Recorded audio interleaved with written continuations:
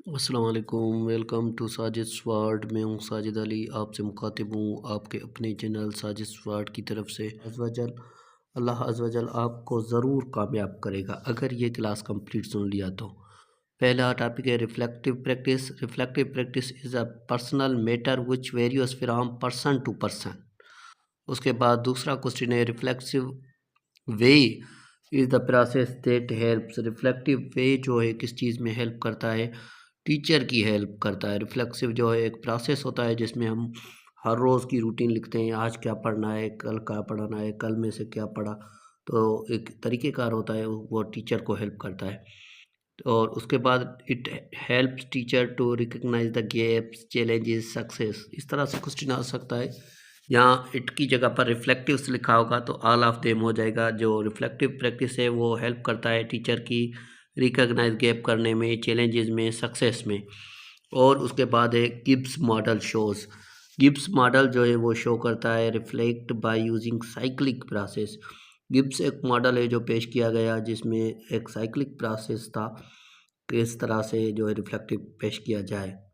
उसके बाद 5 नंबर पर है Gibbs reflective cycle is prepared by. जो गिब्स का रिफ्लेक्टिव मॉडल था वो एक यूनिवर्सिटी ने प्रिपेयर किया था जिसका नेम था the university of Edinburgh. Edinburgh university जो थी उसने गिब्स रिफ्लेक्टिव मॉडल जो था प्रिपेयर किया था। उसके बाद 6 नंबर है Gibbs model has. Gibbs model में 6 स्टेज है। एक गिब्स मॉडल है जिसकी 6 स्टेजेस हैं और बहुत ही अहम टॉपिक है ये भी गिब्स मॉडल। तो आप इसको इंशाल्लाह मैं कोशिश करूँगा थ्योरी में भी क्लास बनाऊँगा इसके, ठीक है।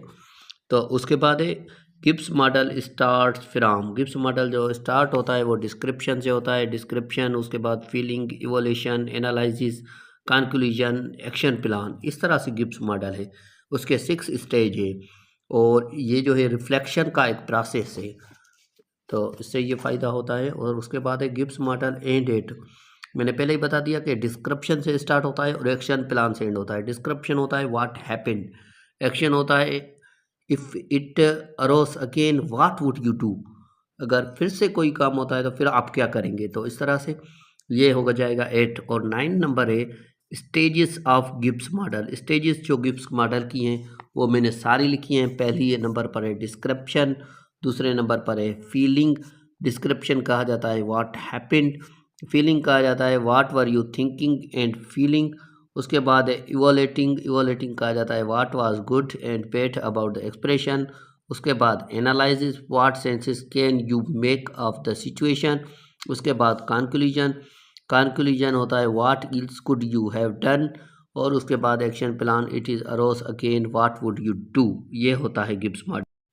10 नंबर है reflective journal is also called learning journal. जो रिफ्लेक्टिव जर्नल है उसे लर्निंग जर्नल भी कहा जाता है। उसके बाद है teaching portfolio is a systematic collection of articles documents that changes over time. Systematic collection कहा जाता है। टीचिंग पोर्टफोलियो भी अहम टॉपिक है। और उसके बाद है format of teaching portfolio. Format जो है टीचिंग पोर्टफोलियो का वो क्या है? Title page and table content, teaching and assessment activities, reflection of teaching and learning, review of reading. ये टीचिंग पोर्टफोलियो की जो फॉर्मेट है वो बता रहा हूँ मैं आपको। References wherever is appropriate, reference भी दें जहाँ पर अप्रोप्रिएट हो।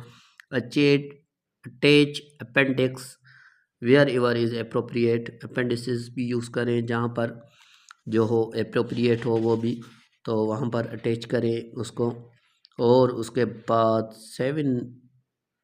12 नंबर क्वेश्चन है हमारा कि टीचिंग फ़िलासफ़ी का, जो कि अहम टॉपिक है। Philosophy has a great influence on teacher both in term of thinking and behaviour. जो है फ़िलासफ़ी का ग्रेट इन्फ्लुएंस होता है थिंकिंग और बिहेवियर दोनों में।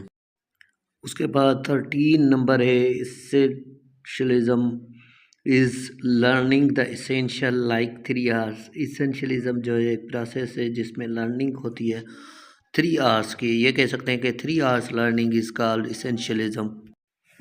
और उसके बाद है प्रोफेशनल बिडिंग सोर्स में क्या क्या आता है? Master roll, service book, movement register. ये जो है प्रोफेशनल बिडिंग्स में आते हैं। उसके बाद हमारे पास है, और उसके बाद है 15 students role is active learner, critical thinking, problem solver. Student का जो रोल होता है वो एक्टिव लर्नर होते हैं, प्रॉब्लम सॉल्वर होते हैं, क्रिटिकल थिंकर होते हैं। और स्टूडेंट को किया भी इस तरह से चाहिए कि वो क्रिटिकल थिंकर हो। और उसके बाद ICT स्टैंड्स फॉर, ICT तो बहुत बार आपने सुना होगा, लेकिन इसका आब्रेविएशन हो जाएगा इंफॉर्मेशन कम्युनिकेशन टेक्नोलॉजी। ICT का हो जाएगा इंफॉर्मेशन कम्युनिकेशन एंड टेक्नोलॉजी। उसके बाद 17 नंबर हैं। अब जो क्वेश्चन है वो बहुत ही अहम है, क्योंकि ये आब्रेविएशन है और बहुत सारी जॉब्स में आते रहते हैं। DSE stand for directorate of school education. DSE का हो जाएगा डायरेक्टोरेट ऑफ स्कूल एजुकेशन। और उसके बाद है DNFE and standards of directorate of non formal education and literacy. यह भी एक एजुकेशन का डिपार्टमेंट का पार्ट है, non formal education and literacy का। और उसके बाद है DGI and RPES stands of director general inspection and regulations of private education Sindh. यह भी एक एजुकेशन का जो है पार्ट है, एक एजुकेशन का। TEI, ये तो आपने बहुत सुना होगा, लेकिन बहुत बार आ भी चुका है जॉब्स में। टीचर एजुकेशन इंस्टीट्यूशन, कभी DTI लिखा हुआ होता है तो फिर हो जाएगा directorate of teaching education institution, हो जाएगा DTI। और उसके बाद 21 है जो आ चुका है एक दो बार, RSU आपने बहुत बार सुना होगा, लेकिन इसका जो ऑपरेशन हो जाएगा, जो स्टैंड है जिस चीज़ का, वो है रिफॉर्म सपोर्ट यूनिट। और उसके बाद है स्टेडा। स्टेडा क्या है? Sindh teacher education and development authority. STEDA Sindh teacher education development authority को स्टेडा कहते हैं। उसके बाद 23 नंबर क्वेश्चन है हमारे पास के पाइट। पाइट में ट्रेनिंग होती है, अभी भी हो रही है टीचर्स की। तो पाइट क्या है? Province institution of teacher education. PITE कहते हैं province teachers institute of teacher education को पाइट कहा जाता है। उसके बाद आगे चलते हैं 24 पर। 24 है PCWSCC stands for provisional curriculum mix and Sindh curriculum council. PCWSCC का मतलब है provisional curriculum wings and Sindh curriculum council हो जाएगा। उसके बाद 25 है डकार। डकार इसे कहते हैं, stands for DCAR, directorate of curriculum and research. ये जो था एजुकेशन पॉलिसी 1970 की तरह से इस्टेब्लिश हुआ था, और इस पे जो था in service teacher training and education in special children थी। और उसके बाद STBB stands for Sindh text board. STBB जो था सिंध टेक्स्ट बोर्ड, यह भी एक जो था 1971 को इस्टेब्लिश किया गया था। और उसके बाद है SEF Sindh education foundation. SEF जो था इस्टेब्लिश किया गया था एक्ट 1992 को। ये सेमी ऑटोनॉमस बॉडी से, यानी कि ये गवर्नमेंट है, और 1992 को इसको इस्टेब्लिश किया गया था। मेरे वॉइस को गौर से सुनना है, जो ईयर बता रहा हूँ उनको नोट करना है। मैंने नहीं लिखे, लेकिन आपको ज़हन में रखना है ये। और 28 है स्कूल एजुकेशन है 3 डिपार्टमेंट। स्कूल एजुकेशन जो है उसमें 3 डिपार्टमेंट है। ये मैंने पहले ही आपसे डिस्कस कर चुका हूँ कि उसके 3 डिपार्टमेंट है। कौन कौन से हैं वो मैं बता रहा हूँ। SELD has 3 departments are school education and literacy department, college education department, university and board department. यानी कि सेल्ड के अंदर 3 डिपार्टमेंट है, कॉलेज है, स्कूल है, और यूनिवर्सिटी और बोर्ड जो है वो आ जाते हैं। यानी कि 3 डिपार्टमेंट SELD के अंदर काम करते हैं। और उसके बाद है Sindh education also developed Sindh higher commission. Sindh education जो है उसने सिंध हायर कमीशन जो है वो भी बना लिया था, जिसे हैक हम कहते हैं। तो ये भी आ सकता है आपको, हैक का ऑपरेशन क्या है? Higher education commission. ठीक है। उसके बाद है 31 SELD every department has a, जो सिंध एजुकेशन लिटरेसी डिपार्टमेंट का डिपार्टमेंट होता है कोई भी सेल्ड का, तो उसमें सेक्रेटरी मौजूद होता है। और उसके बाद है Sindh higher education commission has a chairman. हर को सेक्रेटरी होता है और जो हैक का डिपार्टमेंट है उसका चेयरमैन होता है, हैक का चेयरमैन होता है सिंध हायर एजुकेशन कमीशन का। ठीक है, उसी के बाद है 33 क्वेश्चन के non formal education and literacy deal with the policies and programmes related to no formal education and literacy. Policies हैं, प्रोग्राम से जो रिलेट करते हैं कोई भी एजुकेशन फॉर्मल पॉलिसी ना हो उसमें से। ठीक है, उसके बाद है 34 number vision of school education literacy department providing equal opportunity. Vision है जो स्कूल एजुकेशन लिटरेसी डिपार्टमेंट का, उसका काम क्या है? ये इक्वल अपॉर्चुनिटी देता है, सबको इक्वल रखता है। यही विजन है स्कूल एजुकेशन लिटरेसी डिपार्टमेंट का। उसके बाद 35 नंबर क्वेश्चन है कि हम अब चल रहे हैं करिकुलम सिलेबस और स्कीम ऑफ स्टूडेंट की तरफ। ये बहुत अहम टॉपिक है। 35 नंबर उसके बाद है what is curriculum. Curriculum is refer to what is offered to students in educational institution. करिकुलम उसको कहते हैं जो स्टूडेंट को ऑफ़र किया जाए किसी भी एजुकेशनल इदारे में, उसको करिकुलम कहा जाता है। और what is syllabus. What is syllabus. Syllabus क्या होता है? The syllabus consist of topics covered in a subject. Syllabus उसे कहते हैं कोई टॉपिक्स हो कि कौन से टॉपिक्स कवर करवाए जाएंगे किसी सब्जेक्ट में, उसे सिलेबस कहते हैं। और what is the scheme of studies. Scheme of studies refer to the structure and content of an academic course. Scheme of study इसको कहते हैं कि जो स्ट्रक्चर बनाई जाए कि कंटेंट की किस तरह से कौन सा कोर्स पढ़ाया जाएगा, तो उसे स्कीम कहते हैं। Syllabus contains concept covered in a subject. Syllabus जो होता है वो एक सब्जेक्ट का कॉन्सेप्ट क्लियर करता है। करिकुलम कंटेंट्स ओवरऑल कंटेंट, जो पूरा कंटेंट होता है सारे सब्जेक्ट जो होते हैं उसे करिकुलम कहते हैं। और सिलेबस जो होता है एक सब्जेक्ट का होता है। Syllabus is in a subject. Syllabus जो होता है एक सब्जेक्ट होता है। Curriculum is a course. ये देखिए मेन पॉइंट है जो मैं कॉन्सेप्ट भी आपका क्लियर करवा रहा हूँ साथ साथ। सिलेबस एक सब्जेक्ट होता है और करिकुलम एक कोर्स होता है। तो इस तरह से ये आपका आइडियाज़ भी क्लियर हो रहा है कि इनमें डिस्टिंग्विश भी किया है। अगर क्वेश्चन कोई आएगा तो आपका कॉन्सेप्ट क्लियर होगा। 42 नंबर है nature of syllabus is descriptive. जो नेचर है सिलेबस की वो डिस्क्रिप्टिव होती है, वाज़िह तौर होती है। और nature of curriculum is perspective. Nature जो करिकुलम की होती है वो प्रिस्पेक्टिव होती है। ये देखिए पॉइंट्स जो हैं आपकी क्लियर हो रही हैं। और उसके बाद 44 है focus of syllabus is narrow. जो सिलेबस का फोकस होता है वो नैरो होता है, मेन पॉइंट्स होती है।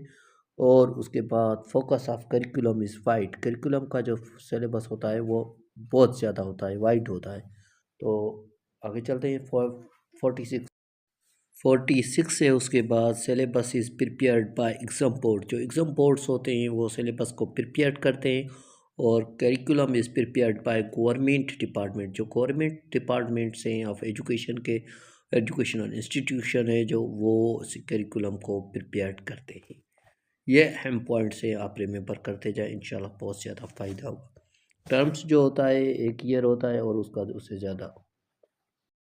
उसके बाद है 48 SLO स्टैंड्स फॉर। ये तो आ भी सकता है स्टूडेंट लर्निंग आउटकम्स। SLO कहा जाता है स्टूडेंट लर्निंग आउटकम्स, जो है उसको SLO कहते हैं। ये उसका शॉर्ट फॉर्म है। उसके बाद 49 नंबर पर है, ये भी एक अहम टॉपिक है इन्फेंसी, अर्ली चाइल्डहुड और मिडिल चाइल्डहुड का। Infancy begin at birth, infancy ends at 2 years. यानी बर्थ से 2 ईयर तक इन्फेंसी होती है। यानी कि कोई भी आपसे पूछे इन्फेंसी क्या है, तो during birth, after birth and then 2 years. During infancy physical growth of a baby is crawling, sitting up, rolling over and walking. जो इन्फेंसी होती है उसके दौरान बच्चा जो है चल सकता है और जो है घूम सकता है। और उसके बाद 52 है the period of early childhood developments from 2 to 6 year. जो अर्ली चाइल्डहुड है वो 2 से 6 ईयर्स तक होती है। Physical growth occurs much more slowly, इसमें फिजिकल ग्रोथ बहुत कम होती है, इन्फेंसी में बहुत ज़्यादा होती है। तो उसके बाद 54 है, increase dramatically motor skills and are now able to, जो उसका जो मोटर स्किल्स है वो इंक्रीज होता है, वो क्या कर सकता है, रन कर सकता है, जंप कर सकता है, क्लाइंब कर सकता है एंड बैलेंस। तो ये था 54। उसके बाद 55 नंबर है, cognitive process speed. Cognitive process जो है उसमें स्पीड जो है इंक्रीज होती है। और 56 से allow to advance thinking, reasoning and problem solving as well as our native language, जो है ये एडवांस थिंकिंग करता है, रीजनिंग और उसके बाद प्रॉब्लम सॉल्विंग, ये सारी क्वालिटी आ जाती हैं। ठीक है, उसके बाद आ जाता है मिडिल चाइल्डहुड, यानी कि मिडिल चाइल्डहुड जो है 6 ईयर से 12 ईयर्स तक होता है। इसमें क्या होता है, ग्रोथ होती है हाइट की एंड वेट की, ग्रोथ ऑफ हाइट एंड मे वेट भी ग्रोथ, वेट की और हाइट की ग्रोथ होती है। और चिल्ड्रेन क्या होता है, become faster and stronger, children जो होता है वो स्ट्रॉन्गर भी हो जाता है, फास्टर भी हो जाता है इस मिडिल चाइल्डहुड में, ये आप ध्यान में रखते हैं। और उसके बाद बहुत अहम पॉइंट्स हैं, एक होता है सेंसरी मोटर स्टेज, परसेप्शनल जो है प्रिपरेशनल स्टेज, और उसके बाद कॉन्क्रीट ऑपरेशनल स्टेज होते हैं और फॉर्मेटिव ऑपरेशनल स्टेज होते हैं। ये जो है बहुत अहम है। उसमें सबसे पहले जो है सेंसरी मोटर स्टेज है, बर्थ टू 2 ईयर्स तक होते हैं। इसमें बच्चा मूवमेंट कर सकता है, सेंसेशन कर सकता है, और उसके बाद sucking, gasping, looking and listening कर सकता है इसमें। उसके बाद 60 नंबर है प्रिपरेशनल स्टेज। प्रिपरेशनल स्टेज में जो बच्चा है वो लर्न कर सकता है वर्ड्स को पिक्चर के हिसाब से, पिक्चर को अंडरस्टैंड कर सकता है, रियलाइज़ कर सकता है खुद के एक्शन को, और थिंक कर सकता है, और लैंग्वेज के बाबत ज़्यादा जान सकता है, और जो है कंक्रीट टर्म्स कर सकता है, और उसके बाद जो है पीपल एंड ऑब्जेक्ट जो है उसके साथ उनको पहचान सकता है 2 to 7 ईयर्स के दौरान। ये उसके बाद है कंक्रीट।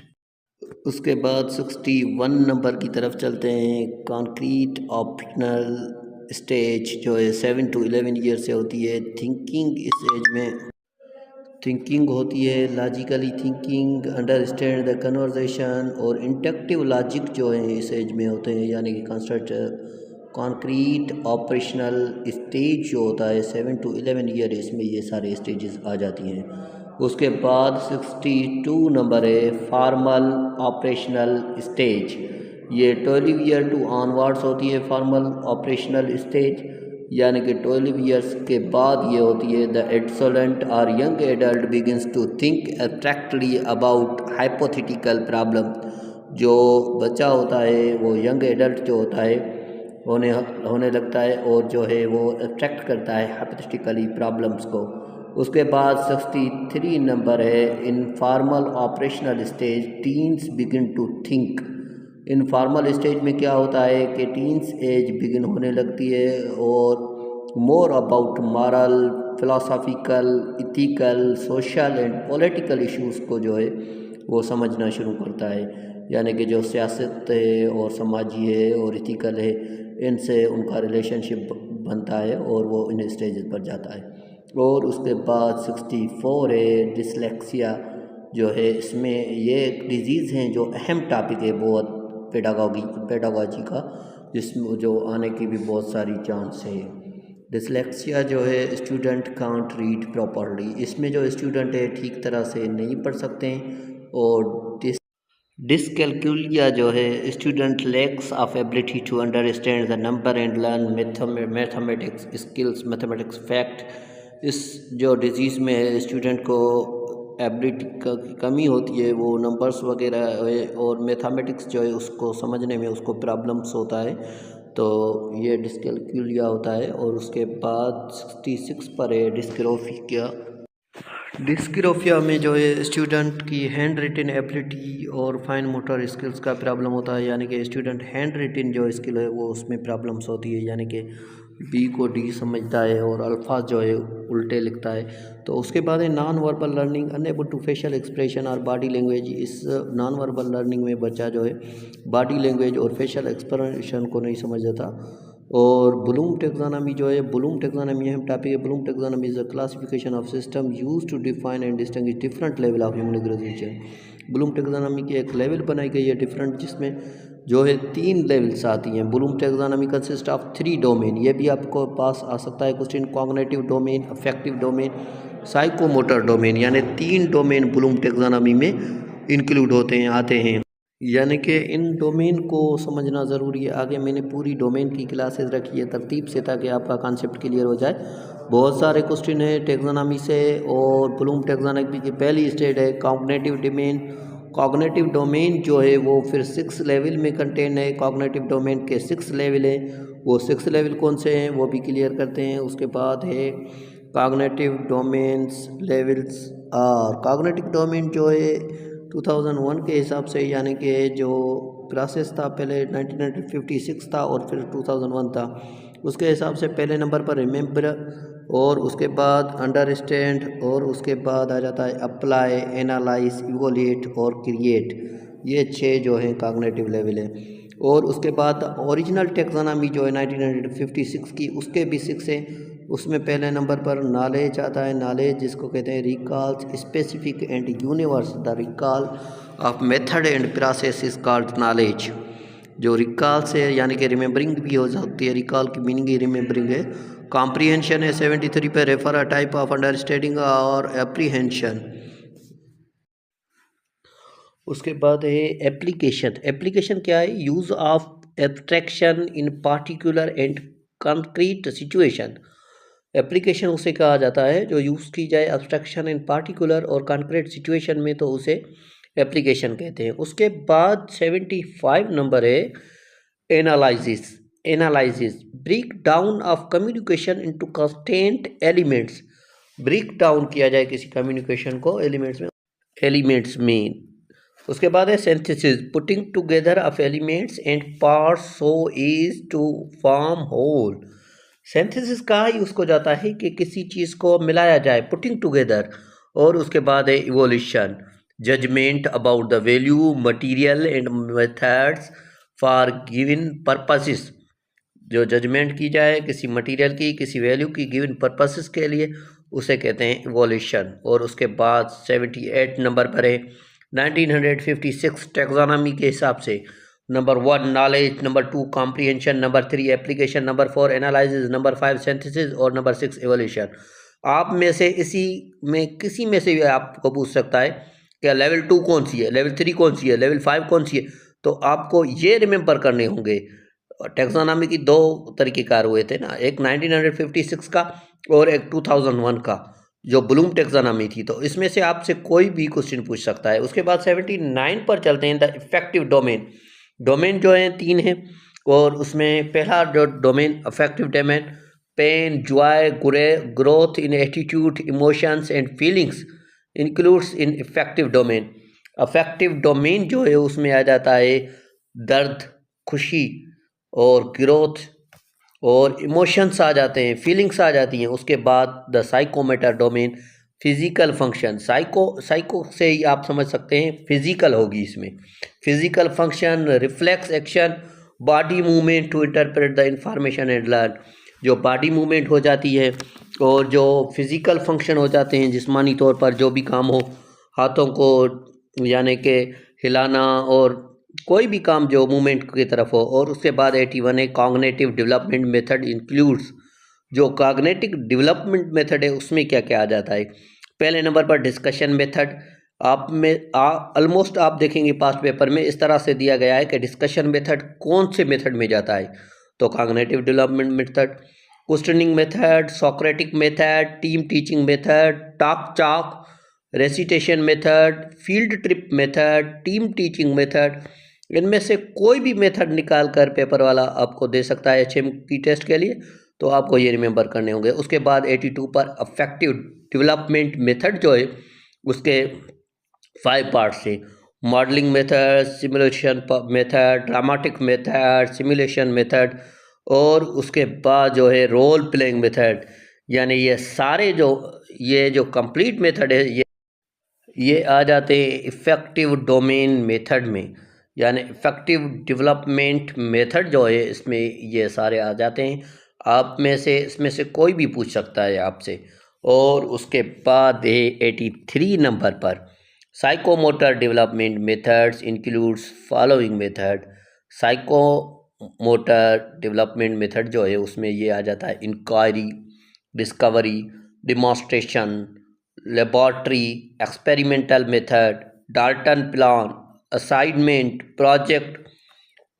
यानी ये जो भी काम है इंक्वायरी से लेकर प्रोजेक्ट तक, प्रोजेक्ट होता है, असाइनमेंट होते आए, यानी कि लेबॉर्ट्री का काम हो, कोई एक्सपेरिमेंट वगैरह हो, कोई इंक्वायरी करनी हो, ये सारे मेथड जो हैं कंप्लीट मेथड आ जाते हैं साइकोमोटर डेवलपमेंट मेथड में। उसके बाद है 84 है लेवल 1। अब मैं आपको सारी लेवल बता रहा हूँ कि कौन सी लेवल में क्या होगा। लेवल 1 रिमेंबर है, रिमेंबर में आ जाएगा recognising, listening, describing, identifying name, locating, finding product, quiz, definition, fact, worksheet, test, label, list, workbook. इनमें से कोई भी आपसे पूछ सकता है किस में जाएगा, तो आप कहेंगे लेवल 1 रिमेंबर में जाएगा। उसके बाद लेवल 2 है अंडरस्टैंड।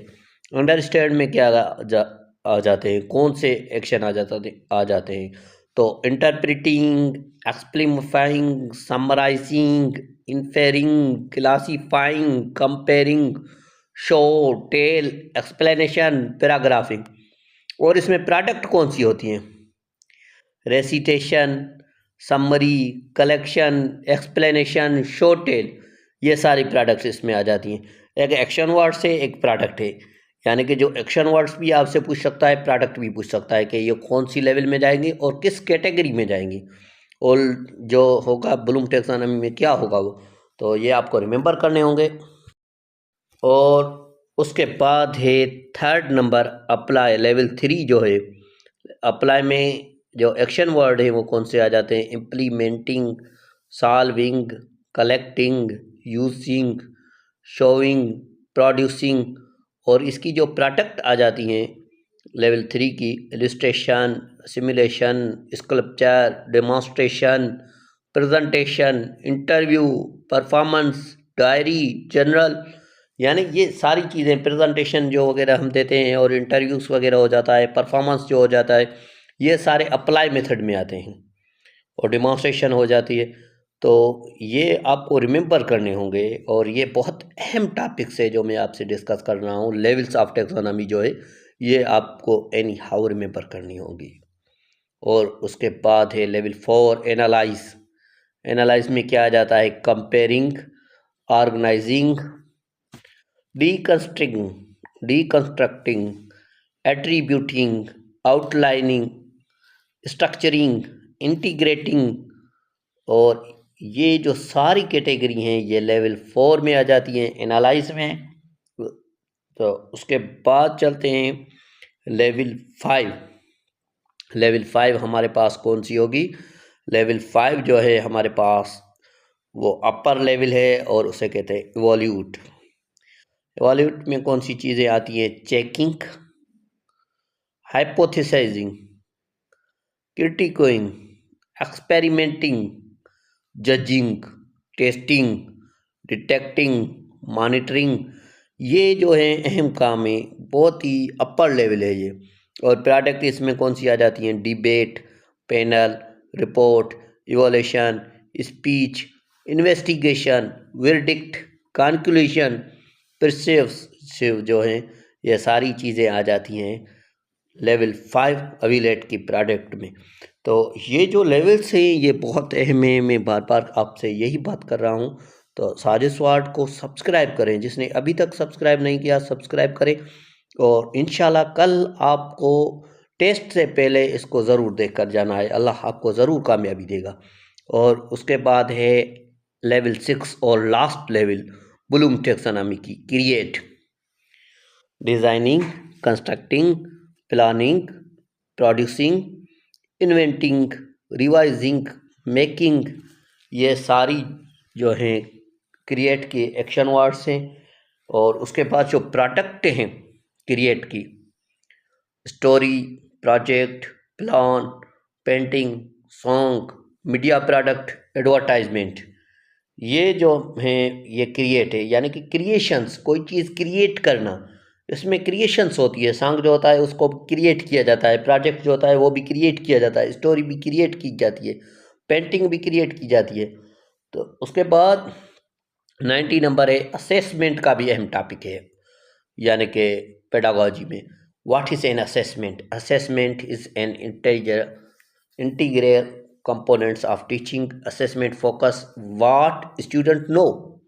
यह क्वेश्चन एक बार आ भी चुका है IBA के HM में कि assessment is a integral component of teaching, assessment focus what student already know, ये आ चुका है। उसके बाद है summative assessment, evaluate student learning skills, acquisition and academic achievement जो है ये सोमेटिक असेसमेंट में आ जाती हैं, यानी कि स्टूडेंट की जो एकेडमिक अचीवमेंट वगैरह है ये सारी सोमेटिक असेसमेंट में आ जाती हैं।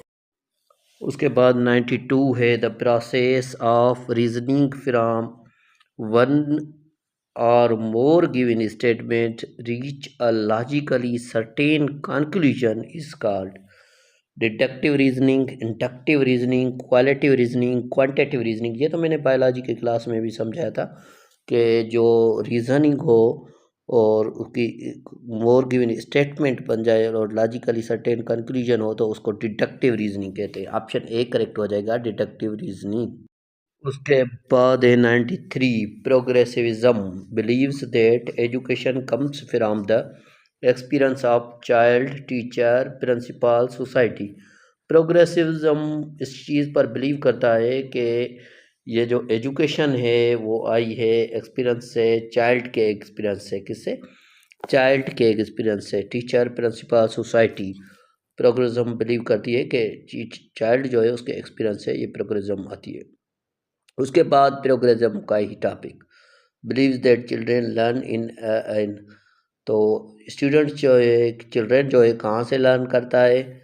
ए ऑप्शन है क्लोज्ड इन्वायरमेंट, बी कंपटीशन, सी आइसोलेशन, डी कम्युनिटी। तो इसका जो करेक्ट ऑप्शन हो जाएगा कम्युनिटी। जो चिल्ड्रेन है वो नॉलेज गेन करता है कम्युनिटी से। उसके बाद 95 है, progressive education emphasise learning by reading, writing, doing, enjoying. Progressive education जो है किस चीज़ पर बहुत ज़्यादा ज़ोर देती है, ताकीद करती है? किस चीज़ पर? रीडिंग पर, पढ़ने पर, लिखने पर, या करने पर, या इंजॉय करने। तो डूइंग करेक्ट हो जाएगा, ऑप्शन सी 95 का। उसके बाद है 96, dialectic method. Dialectic method of inquiry was contributed by. Dialectic method जो है इंक्वायरी की वो किसने क्रिएट की? सॉक्रेट्स, प्लेटो, अरिस्टोटल और जॉन डेवी। ये एक मेथड से पूछ रहा है कि ये किसने क्रिएट किया था। करेक्ट ऑप्शन हो जाएगा है the teaching approach in which student share knowledge with other student through a variety of structure is known as. एक टीचिंग अप्रोच जिसमें स्टूडेंट अपनी नॉलेज दूसरे स्टूडेंट से शेयर करता है, एक स्ट्रक्चर हो इस तरह का, उसको क्या कहते हैं? Cooperative classroom, cooperative behaviour model, cooperative learning model. तो इसका करेक्ट हो जाएगा कोऑपरेटिव लर्निंग मॉडल। उसके बाद 98 है, रीडिंग और looking at material quickly to gain in overcome of the content to gain an outcome of the content is the reading technique called silent reading, skimming, scanning, none of these। एक reading material लिखा जाए हासिल करने के लिए, reading technique के लिए, उसे क्या कहते हैं? स्किमिंग कहते हैं। और उसके बाद 99 है, children are usually egocentric during dash and dash stages, sensorimotor, preoperational meter, preoperational. और उसके बाद है preoperational and concrete operational, concrete operational and formal operational. तो ये जो बच्चे होते हैं वो इकोसेंट्रिक होते हैं ए ऑप्शन इसका करेक्ट हो जाएगा। उसके बाद लास्ट क्वेश्चन है 100 क्वेश्चन, यानी कि 100 वाला क्वेश्चन जो हमारे पास है, और इसके साथ हमारा क्लास ख़त्म होता है। ये लास्ट क्वेश्चन है। इस 100 क्वेश्चन को आप देखकर any method of teaching which involves two or more student can be termed as. एक मेथड और टीचिंग का जिसमें दो या दो से ज़्यादा बच्चे हों, एक साथ पढ़ रहे हों, तो उसे क्या कहते हैं? Class task, group work, class work, group task. इसका करेक्ट ऑप्शन हो जाएगा, उसको ग्रुप वर्क कहते हैं। साजिश वर्ड को सब्सक्राइब करें, अभी तक नहीं किया तो साजिश वर्ड चैनल को सब्सक्राइब करें। इस वीडियो को लाइक करें, कमेंट करें, अपने दोस्तों के साथ शेयर करें।